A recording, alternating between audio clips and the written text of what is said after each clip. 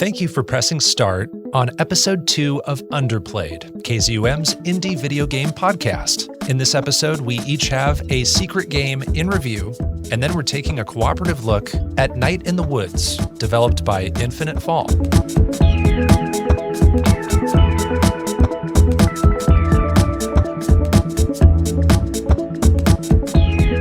I'm Bo Po, and joining me is my player 2, DiscoCola. How are you doing? Hey, bud. How you doing? Good. We've got one episode in the bag. I have been eagerly anticipating recording episode 2 with you ever since we talked about the games of Hazelight Studios. So thank you for joining me again on episode 2. Happy to be here. Yeah. This is a delight. Well, here on Underplayed, we cover indie video games, which we adore because of their artistry, innovation, and pure fun. Let's begin this episode by reviewing our secret games. The secret games, that you're playing. The secret games.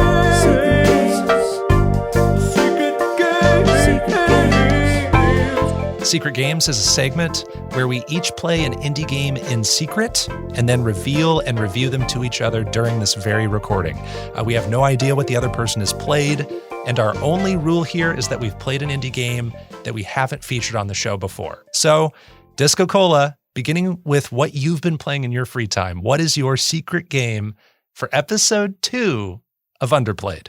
My secret game is Watum. No way! No way. I'm just kidding. Oh, man, you had me for a second. I know. So just, you still haven't revealed it, but Watum is kind of our inside joke outside of our recordings. Like, oh man, one day I'm going to pick Watum and it's going to be my game. And I don't know why we got onto that, but I have no idea either. Yeah. You kind of led the way with that.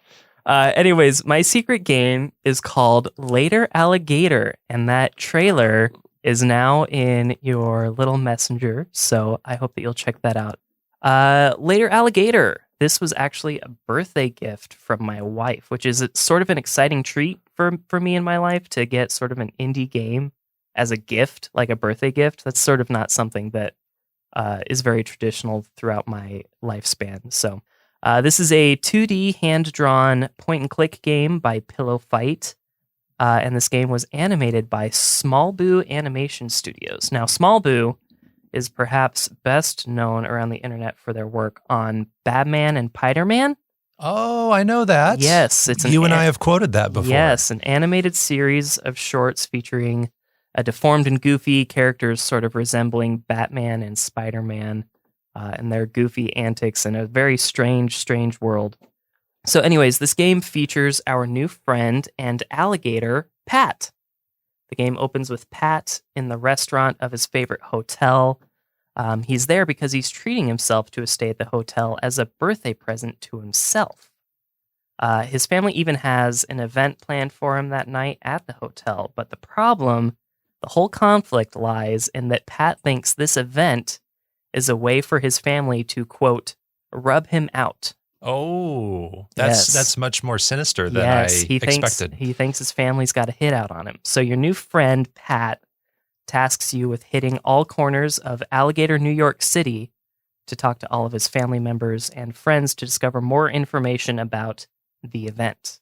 All we know about the character you play as is that you wear pinstripes and you have really nice shoes and gloves, and you're an alligator. Everyone's an alligator. I love it. Kind of like how with our featured game, every character is an animal. Yes. Yeah. Yep. I like the synergy there. So you're on the clock to learn as much as you can before the event, which seems pretty obviously to be a birthday party. I don't think that gives away too much. You learn pretty much right away that this sounds like it's a birthday party. Each event attendee will be asked who they are, what they think of Pat, and their relationship to him. And then you ask about the event, but none of them are forthcoming with the information about the event. So you have to complete some sort of mini game for each of them to get the answer. And these mini games are the bulk of the gameplay and range from a claw machine to playing Old Maid to a dating sim. When I watched the trailer, I saw that there were a bunch of mini games, and I thought maybe this game's not going to be well constructed, but it actually plays out really well, I think, with all these different mini games and all these different characters. So, as you'll hear a lot on Underplayed, I was drawn into this game by the adorable art style. And after finishing, that's still what makes the game as enjoyable as it is, I think. No one character looks too much alike, including some of these NPCs that you can't interact with at all, like on the trolley. Each character that you do have interactions with features animation cycles that are just absolutely bursting with personality. You really get the essence of each important alligator in the animations alone. But the dialogue writing really drives it home. There's a lot here that I want to compare and contrast with Night in the Woods, and mostly that's down to the dialogue writing. Almost all of the writing feels natural, funny, and organic, and I look forward to sort of like contrasting that with how I felt about some of Night in the Woods dialogue writing. So yeah, in the end, I give this game, since we're on the 20-point scale, I give it a 9 out of 10. Whoa, that is super high. That is super high. The art style is absolutely delightful. The writing is amazing. The game still manages to throw a twist in somehow. Oh, and the music. The music is all really fun. The composer, Too Mellow, like manages to sneak in some leitmotifs even in this really short soundtrack. I think I 100%ed the game in about 3 sessions, so maybe a little bit more than 7 hours total. So it's a shorter experience, which we love here at Underplayed. So with the exception of a couple really frustrating mini games and a few collectibles that I think were a little bit too difficult to find, this game always improved my mood.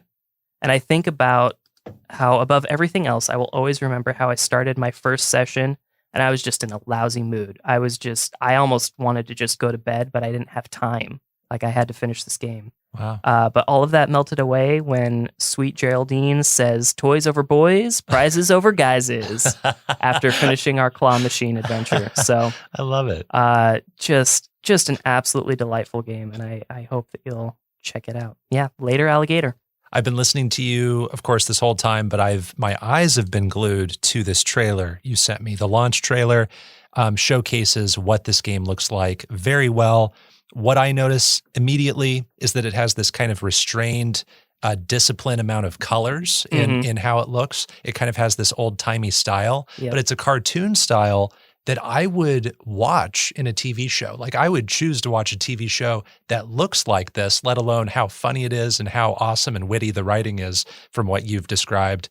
This looks totally appealing. I would totally get this on Switch and play this. This looks like my jam.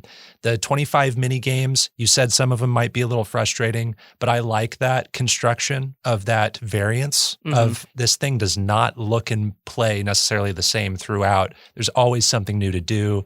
That is really cool. I think this looks really fun and high praise from you, Disco, on this. So yeah, absolutely. I might be checking out Later Alligator at some point. Well, that is DiscoCola's secret game. It's Later Alligator. It's playable on Switch. Is that correct? Anywhere else? I believe it's playable on Steam, but I played it on Switch. All right. Well, thank you, Disco. It's time to move on to my secret game. And my secret game is Art School. Okay. I have not heard of this. You were right.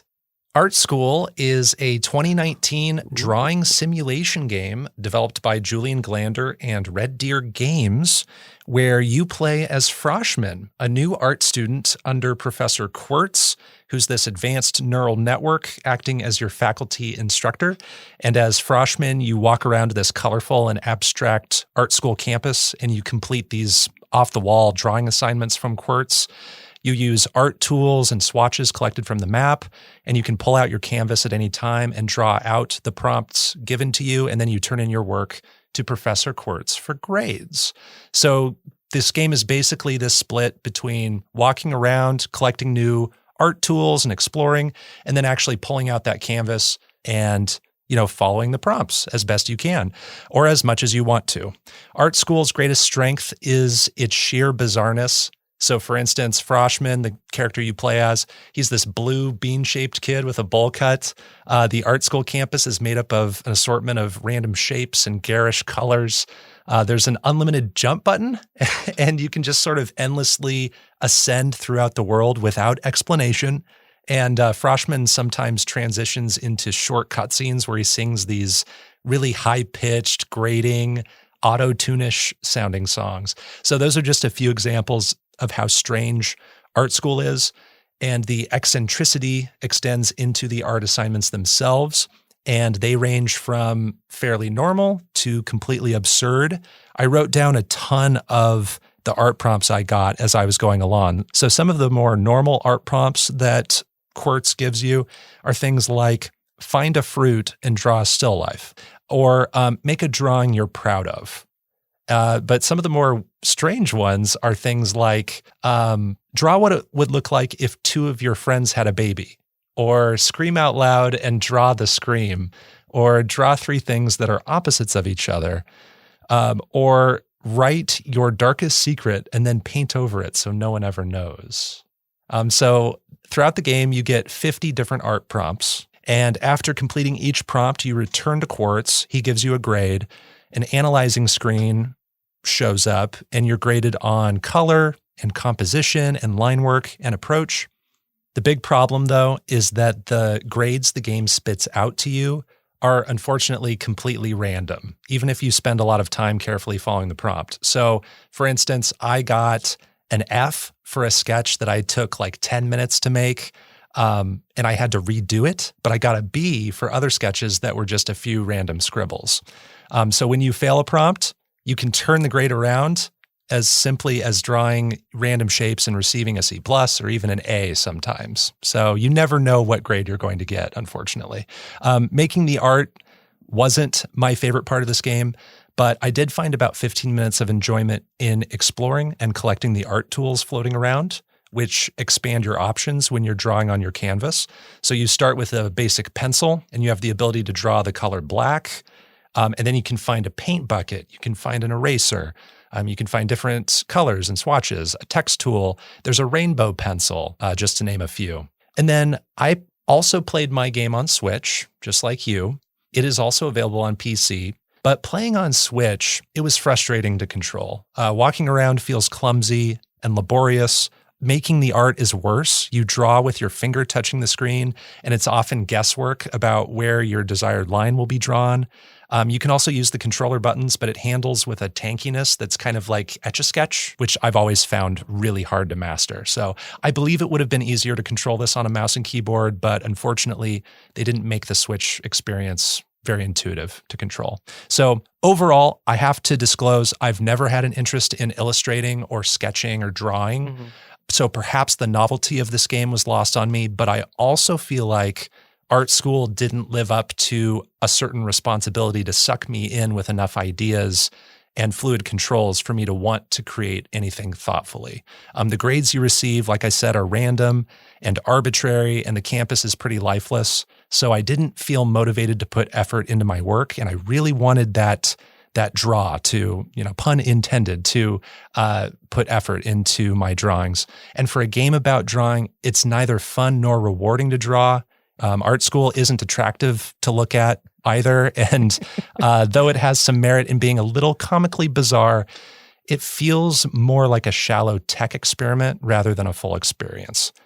So because of all that, I would give this game a 1.5 out of 10. Ooh, dang. Yeah. And I knew it was going to be a low score pretty soon after I started this game. I thought, oh, this game isn't going to do me any favors, is it? And I thought, on the 20-point scale, I think there are only two worse scores I could give it, a 1 or a 0.5. I don't know that we could give a game a 0. I think a game gets a 0.5 just for existing. You spell your name right. Right. You get the pass. Yes. But I think, I went up to 1.5 just because this game did give me art prompts that I never would have thought of on my own, like some of those examples I read to you. So there's that. Quartz has some really funky, weird lines he says to you. It's memorable in the sense that it's so weird in some points, like especially when Froshman sings, that like I can't get that song out of my head because it's so grating and strange. So there's that. And maybe if you're someone who does love an excuse to doodle and draw, this might be for you. And if you want that prompt that you just need a game to spit out to you and you want to see if you can make something in kind of like a cheaper version of Microsoft Paint and see if you can like get something working there, maybe check out Art School. And it's spelled ARTSQOOL. Yeah, I'm looking at this, and it's reminding me a lot of games like Baldi's Basics, where it has a bunch of different mismatched art motifs going on just in the world itself. But I think this accomplishes it a lot better by just totally embracing the bizarre. And I'm looking at some of the tools that they're using, and I'm glad you brought up MS Paint. It actually reminds me of this program that my family had on our, like, I don't think it was a DOS computer, but it was like a DOS computer, like a green scale screen. And it had like a little art program in there. You did your little F command and open whatever. And some of these tools work a lot like that, which I really have fond memories of. And so like seeing some of these tools work in a game just like that, just elicits a little bit of nostalgia there. Yeah. But yeah, I have to agree, like, when you were talking about, drawing prompts, I thought of like Pokemon Snap, where it's like, what's the grading system on this? How could that possibly work? It's art is subjective, which, brings in the whole like double meta question, like, just by grading this game, are we sort of like arbitrarily like missing the point or something? But anyways, that when you told me it was random, I'm like, okay, that makes sense. I don't see how there's any way an indie developer could create a system that grades your art. Right. I understand that that's such a tall order to program something like that. But when you're making a game about turning in work for grades, and you're even showing me these different things you're grading me on and arbitrarily sliding all the values up and down and then giving me a grade. And sometimes I work really hard on something because I might be a little inspired by one of the prompts in this game that I don't really enjoy playing that much. It's like, hey, I'm actually trying to create my own fun here. And then I might get an F on it. Or I think the game makes you redo the assignment if you get like a D or a D minus or something. So even if you don't quite fail, like it can tell you to redo it. That's disheartening, you know? And maybe there is some meta commentary that we're missing that this game is trying to convey. And hey, if that's the developer's intent, like I appreciate that choice. Like I dig that, but maybe do something with my art, like maybe display it up in the world for me to admire so that I can, along with the prompt, and go like, hey, what was my very first prompt? And what was my 50th prompt? And how did I get there? And none of the prompts really connect. There's not a progression to the prompts. You could get one really normal one and then one really dark and depressing one. But, show me all the prompts that I've done. And, maybe I'm not as inclined to want to scribble around because I know it's going to be hung up in the world for me to look at. And then I'll have shame thinking like, oh, I shortcutted that art assignment because I just drew some scribbles because I was just trying to get through this game, which is how I started to approach the art after a time. I started to just scribble things because I wanted to see what happened at the end of this game. I wanted to get through my 50 prompts and then be done. And unfortunately, I don't think the game really does a whole lot other than cutting to those weird music bits with Froshman, which I think this game concludes with one of those. And that's about it. So that's Art School. It is playable on Nintendo Switch, Mac, and PC. I believe it used to be on Steam, but it was removed from the Steam storefront. So you'll have to go to the developer website. Those are our secret games. Let's move on to our cooperative review of this episode's headlining game, Night in the Woods.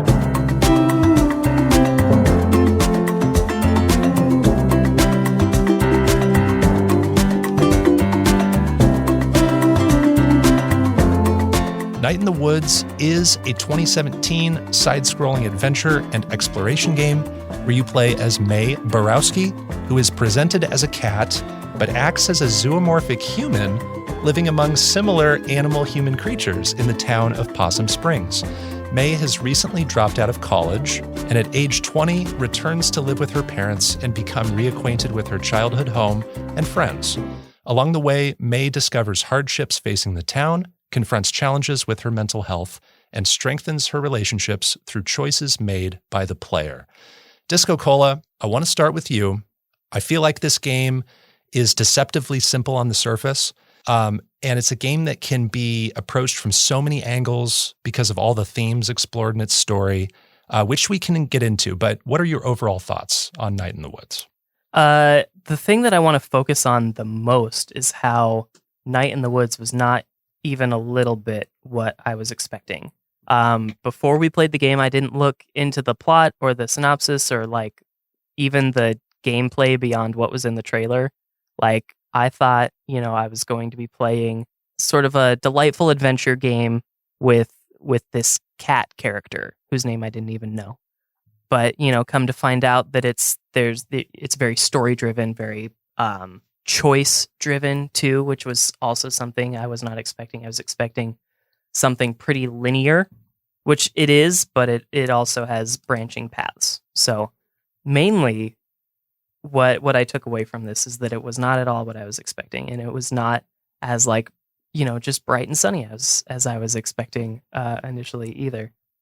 So that's not a bad thing that it was not what I anticipated.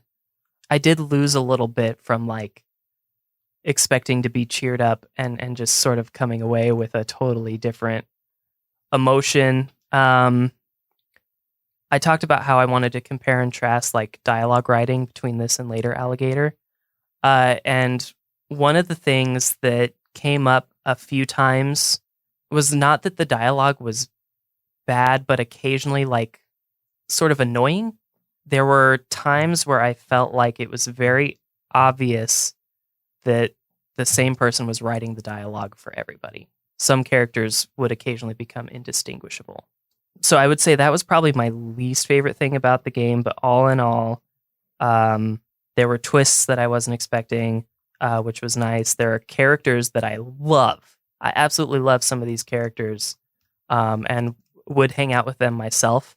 On the flip side, there are characters that I don't like and would not want to hang out with, including occasionally Mae Borowski, our main character. I often find myself annoyed with our main character. Okay. Like, at times, I find her to be pretty obnoxious, which is not a character trait that is easy for me to overlook. And I know that, we dive into a lot of our like main and supporting cast on, why these character traits exist. And so like, obviously there's reasons for everybody to be who they are and how they are. But sometimes I felt like Mae was just a little bit too unlikable. Also, I'm glad that you brought up zoomorphic human, because I streamed everything that I've played so far, and I would just walk down the street as Mae, and walking past me would be a quadrupedal cat, just like going about her quadrupedal day. Right. And they talk about having pets, and there's a pet bird in the house, but also you talk with Germ, who is a bird.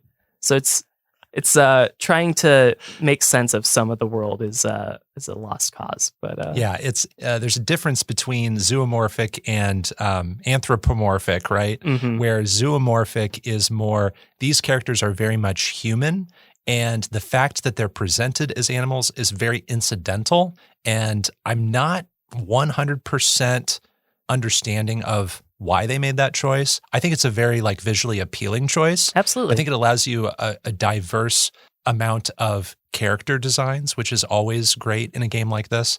So I just thought that was an interesting creative choice and not what I expected going in. Like one of those things that I didn't expect either when I started this. Any other overall thoughts?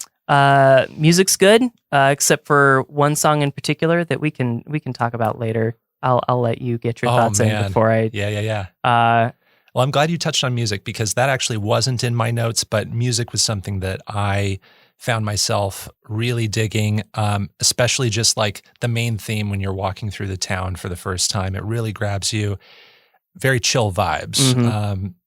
One of the more comforting things about this game, I would say. Like you talked about things being a little dark and maybe not so happy and lighthearted, but some of the cozier musical themes I found pleasurable. Yeah, just like you, I went in expecting this lighthearted platformer. But the game really did suck me into its world with its detailed characters and all the opportunities the game gives you to make relationships flourish with the characters around you. There's this central group of friends. So there's Beatrice, there's Greg, there's Angus. I found all of those to be a joy to be around. They each have distinct interests and personalities. May experiences ups and downs with them. By the end of the story, I felt as though I had gone through a great deal with some of them, and I felt attached to that core group. And I think you get out of this experience what you put in. And what I mean by that is the more you choose to talk to your friends and your new acquaintances in Possum Springs, the more invested you get in the town and how everything connects. You can choose to just go to your main objective and beeline the story, or you can choose to go about this town and kind of find these nooks and crannies and find all these secondary and tertiary characters. There's a lot of backstory to this town. It has this history of being a once prosperous mining town, and it's kind of going through this economic deterioration. And that isn't always at the forefront of what these characters are talking about, but we see glimpses of it in the corner of everything we do. And the characters will thoughtfully comment on how the passage of time changes things. So that's one way the game was just deeper in a way that I just didn't expect. Once the game opens up a bit, like I said, there's a great sense of discovery to the town. Even though the town isn't that big, like you can explore tall buildings if you take the right paths. If you pay attention to certain side characters, you can experience little side stories and optional content. Overall, the plot feels a bit scattered and uneven to me. At first, the game focuses more on characters and it feels relatively light on plot. But then there are these few key events that lead up to a really surprising climax, this finale that's really sinister. And for me, kind of out of nowhere, we get breadcrumbs to what's happening there in the background. But with everything else going on, with just the world building and the characters, I feel like the plans weren't laid so much to make that climax as effective as it probably could have been. But I did find the conclusion captivating all the same, just because it is heavy, it is dark, and you might not always be in the mood for that, but it's hard to resist how interesting it is for me. What I really appreciate is that the game evokes the feeling of wandering and being lost as a young adult. There's this sense of feeling stuck between the past and the future that carries on throughout. There's also a focus on mental health and dissociative disorders that felt carefully laid and thoughtfully presented for a game like this. And I honestly don't think I've seen a portrayal of that kind of material before in a video game. So I have to give it credit for that. Because of the focus on characters and how the town is rendered with so much detail, I would liken Night in the Woods not to another game, not to a peer in the indie game space, but more to a season of atmospheric television, such as Twin Peaks. It's part exploration, it's part mystery, it's very keen on building an atmosphere over its incidental plot, and it has a lot of nuanced, witty, and sardonic dialogue that made me care about all the characters. So I gave a rating for this. I don't know if you said your rating, but I would rate this game a 7.5 out of 10. So what was your score for this? We talked about how we might end up at the same score. I think that's going to happen now. Interesting. I think okay. a 7.5 is totally fair. Okay. I was kind of thinking you might be a little bit lower on this game. Yeah, I know it sounded like I was kind of trashing it. And like those things that I mentioned did bother me. But, you know, you're right. There's a lot of attention to detail. I'm thinking specifically about like certain dialogue choices, maybe during the Harvest Festival, how that can change things. Even in the epilogue, after the events of the climax, there are reasons for NPCs to be missing. Yes. And there is one that, you know, I stopped and I talked to every day. He's not there anymore. Ooh. And so like, that's an attention to detail. And when I noticed that character was missing, I'm like, oh, there's a secret about this character that barely mattered throughout the whole game. Right. But he's not there. Yeah. I also saw that cause and effect. There's a tapestry of cause and effect that's going on underneath everything you're doing. And I think that becomes really apparent in like the last quarter of this game. I wasn't sure how much of that there was going to be, but both of us went for all the trophies in this game. So that caused us to have to do multiple playthroughs. And doing those multiple playthroughs and making different choices, you start to see how things really do change. That first playthrough, you really do have to go around to all the side characters, do all of the optional quests and hangout missions and things like that. So you get the fullest experience that way. But then doing the cleanup playthrough, you're just kind of beelining it relative to that first playthrough, and you really do see a difference there at the end. Yeah, and I'm still stuck there, and I'll go into that in a minute because I still need to rage one more time. Yeah. I want to give it one more positive. Okay. There's a lot about this game that's very realistic in terms of like situation. The situations are written very well, very realistic situations, and playing this game, there's a lot that I can see that relates to the city that we live in. Interesting. Because the field of work that I'm in, you have to be connected to the city, and you see a lot of these things that are problems in our city and cities that surround us and towns that surround us. So that type of writing, the situation writing, super realistic. Yeah, there's a lot of kind of social commentary, a lot of economic commentary. Businesses will just go under, and it might be a fleeting moment, but characters will just comment on it. Whereas in other games, that wouldn't even be a concept that they would even explore. Yeah, they know. Who cares? It's just a background. Yeah. Right. Yeah. So I did find that interesting, and I think that plays into the themes of like what's going on in that climax, and kind of like what this society has gone through over decades, and what does ultimately play into the story that's running underneath here. I don't think that all of it was very consistent. I think part of this game wants to be really focused on characters and just world building and setting a mood. And then other parts want to be this really kind of like hyper-specific, like really sinister conflicts with certain people in this town. And we're not going to spoil what goes on here. But I just thought that those two sometimes worked against each other. So you talked about May being obnoxious. I think part of that for me was that indistinguishable writing. So I started to kind of see the similarities between how she was written and how her friends were written. Didn't find May too obnoxious at times, because I think I did kind of relate to where she was in this kind of wandering part of her life, feeling stuck. I haven't gone through some of the mental challenges that she has, but I thought that some of her conflicts were somewhat universal. I feel like most people ask the questions that she's asking in this game. Yeah.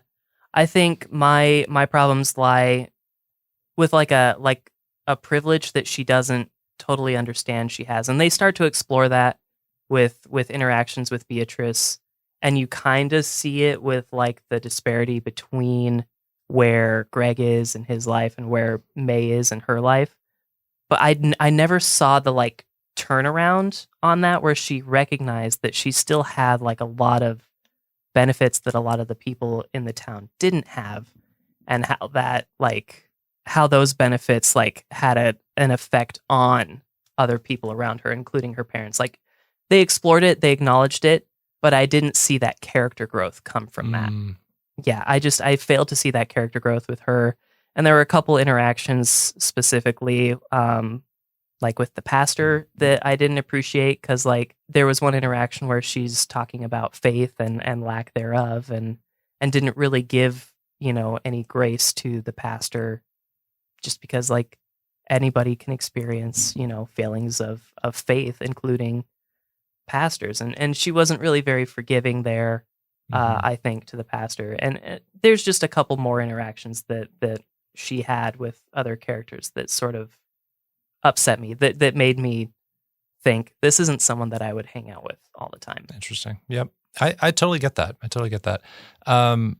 There are activities we do with these people. We're kind of learning about their backstories. We're constantly learning about May and what she's gone through.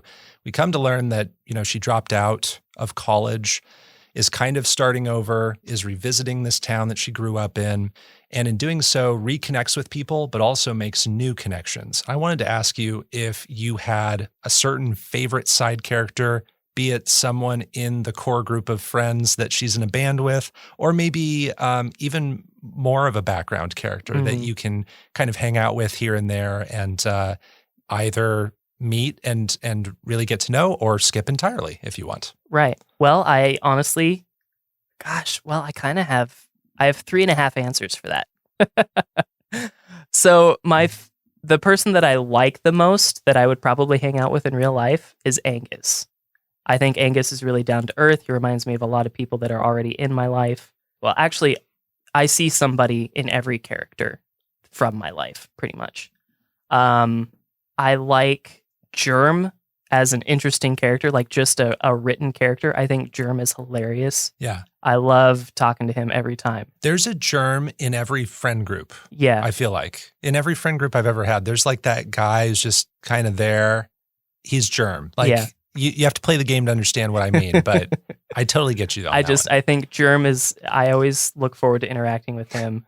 But the relationships that I like the most are the relationships between May and Lori. I think their hangouts are really interesting.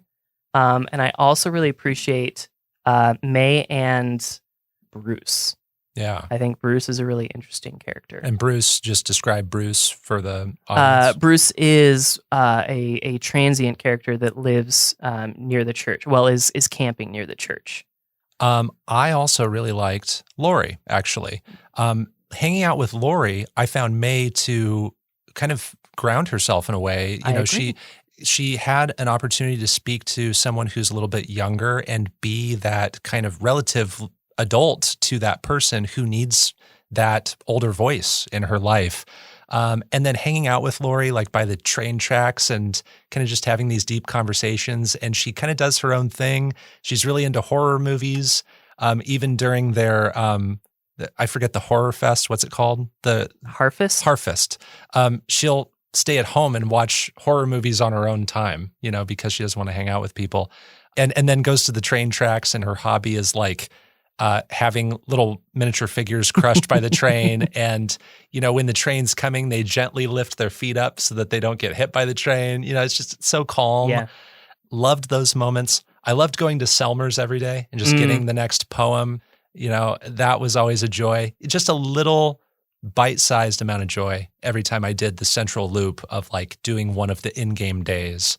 And then speaking of that central loop, I wanted to ask, like, what do you think of that loop of living out the 12 or so days in this game? Did you find yourself getting into that groove of living each day and doing an activity and progressing time? Did you find that tiresome at a certain point? I mean, I was pretty indifferent about it, but I don't see how you could do this game any other way, to be honest. The only thing that I did notice that kind of bugged me after a while was that it didn't seem to live on the 7-day week cycle, because there was no point in time where Dad was just home on the couch during the day, and there was no point in time where there was a church service going on while Mom was at work. So there's no like concept of Sunday or the weekend. It's just interesting. Everybody's at work every day is the same. I have to say I did not notice that, but yeah, that might be an oversight. I found it strange that you could only like talk to your mom in the morning and then kind of during the day, and then only talk to your dad at night. I wish there was a little bit more variance there. I want to touch on the music thing you mentioned. So your one other gripe with this is that your central group of friends, Beatrice, Greg, and Angus, and May, they're all in a band, and they can practice music during the day. That's kind of one of their hangout sessions to pass time. And this game, for the achievements/trophies, asks you at one point to get an okay or better rating on all of these songs you can play with the band. Now, Disco, tell me about this frustration with one of the songs. There's a song called Pumpkinhead Man, and I hate it. I hate it. It's bad. It's so hard. It's insane. And you're so hard. talking about like beelining the story. Like, I still haven't finished a couple of the play. I'm 1.5 playthroughs in. I can't get any further because I'm still stuck on Pumpkinhead Man. Yeah, because you have this one moment in time where you can do it. And once you move on, you can't go backwards and do it. You have to do it in the moment at that point in the story. So that's unfortunate. I hope you can practice enough to where it just becomes routine, the button presses, but I had to practice it a ton to get it down. It was hard. And even then, I barely passed. I made tons of mistakes. And like So- the oh man, when you press the buttons and the sound feedback versus when you have to press the button doesn't seem to match ever. No. Like you're always just a little bit ahead of where it actually would be in the song. I'm just Yeah. I Yeah. hate Pumpkinhead Guy. That's just one example of one of the little kind of mini game moments this game has. There's tons of times where you're like trying to pickpocket stuff, and there's a little mini game. That was one of my favorite mini games in the whole game. Basically watching the face of whatever like store owner, and if their eyes dart over to you, your hand has to stop moving and you're trying to put something in your pocket. And it's just the simplest mini game, but done in such a charming way that always made me giggle. There were other hangout sessions with like Greg, for instance, where you're feeding him food and it's a little mini game where his face is like moving back and forth. And I don't even remember what the food is, but you're like shooting food into his mouth using a trajectory. And pierogies, whatever those are. Yeah, pierogies. And sometimes you're hitting his face and he says, ouch, I'm hit. Little moments like that, they didn't have to make it so goofy and off the wall, but they did. And I like that. All right, let's end it there. That's our review of Night in the Woods. You can play it on PS4, Nintendo Switch, Xbox One, PC, Mac, Linux, and iOS. We both rated it a 7.5. That's the end of this episode of Underplayed. You can find more of our episodes at kzum.org/underplayed. Our music was composed by Jack Rodenberg. Our art comes from Onimochi. My name's Bo Po, and you can find me on Twitter at BoPo. That's BO_PO. And I'm at DiscoCola on Twitter and Twitch, and you can find me streaming these Underplayed games there. Next time, we'll have 2 more secret games, and our featured review will cover Manifold Garden, a first-person puzzle game developed by William Cheer. Until then, everyone, keep on playing.